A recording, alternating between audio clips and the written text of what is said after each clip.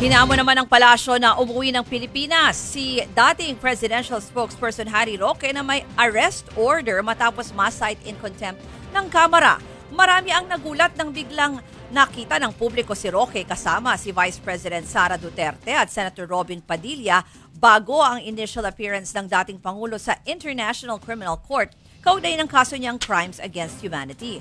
Matagal nang hinahanap ng mga otoridad sa Pilipinas si Roque dahil nga po sa arrest order ng House Quad Committee matapos sa ma-contempt nang bigo itong magsumite ng mga dokumento sa issue ng umano'y pagkakasangkot niya sa Pogo. Buwelta naman ng palasyo, imbis na si Duterte ang pauwiin, bakit hindi na lang si Roque? Pero banat ni Roque, hindi raw siya basta-basta mapapauwi ng gobyerno pabalik sa Pilipinas dahil maghahain rin siya ng aplikasyon para naman sa asylum sa the Netherlands.